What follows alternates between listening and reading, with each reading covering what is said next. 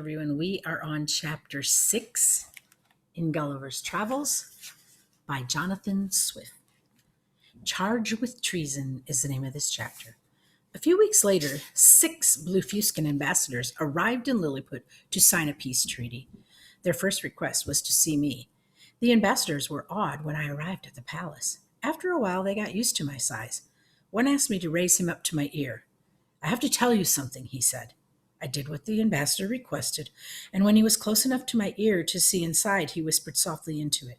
It sounded like a mosquito had landed on my ear. I brought my hand around to my face. "I can't hear you unless you shout," I said. I put him back to my ear. "This is supposed to be a secret," the ambassador screamed at the top of his lungs. "But now the whole country will hear me."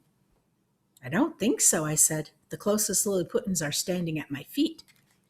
The ambassador leaned over the edge of my hand and looked down. It was a very long way to the ground. He put his hand to his forehead to keep from fainting. When he recovered his composure, he continued, "The Emperor of Blefuscu would like you to visit our country," he said. "I would be pleased to be his guest," I answered. Later, my enemies in Lilliput heard about the invitation and my agreement to go to Blefuscu. They said this was a sign of treason and made sure the emperor heard about it. Not long after the Blefuscan ambassador left, the emperor called me to the palace. "I have decided to conquer Blefuscu," he said, "since they refuse to break their eggs at the small end the way that we do. I have no other choice." The emperor then pointed at my nose. "I want you to go there at once to defeat them," he ordered.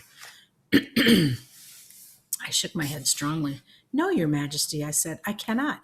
It is against my principles to force a free and brave people into slavery." The emperor's council heard that I had refused to defeat the Blefuscans. They supported me, and the emperor's plan was put to an end.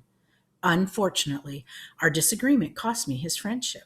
The emperor and my enemies on his council forgot my great service I had done for their country. They began to plot against me. I was deeply saddened to lose the emperor's trust. What can I do to heal our differences, I wondered. Then one night I had my chance. A loud knock on my door awakened me. I opened it to find a messenger from the court nervously pacing back and forth. He shouted and waved with great excitement. I put him to my ear at once, although this was one time it was almost unnecessary. "The Empress's apartment is on fire," he screamed. "You're the only one who can put it out." I put the man into my pocket and ran straight to the palace. I had to be extra careful not to step on anyone because the road was filled with people hurrying towards the blaze. When I reached the palace, I could see sharp tongues of fire through the Empress's open window. A shower of brightly colored sparks soared through the sky, and a thick cloud of black smoke poured from under the window. Although the fire was no bigger than a biscuit burning in an oven, it was a very serious threat to the tiny palace. 100 ladders leaned against the palace's wall, and a heap of tiny buckets lay stacked in the courtyard. The buckets were smaller than sewing thimbles. The nearest source of water was a fountain across the courtyard. Hundreds of Lilliputans formed a long bucket brigade from the fountain to the palace wall. I stood close to the window and threw each tiny bucket full of water onto the flame. The fire was too far out of control for such a trifle. "This is useless," I said. I looked around for something to beat out the flames with. I had left my coat in my house, and even the largest carpet in the kingdom was no bigger than a lady's handkerchief. "If I don't act quickly, the palace will burn to the ground," I said. I turned to the fountain. "Get out of my way," I shouted to the line of people passing buckets. Half of them fell down in fear, and the other half ran for safety. I hopped to the fountain and kneeled down. I put my face into the water and drew until my mouth was near bursting. I raced back to the fire, waving my arms for stragglers to get out of the way. I spit a stream of water into the flames and didn't stop until the last spark died away.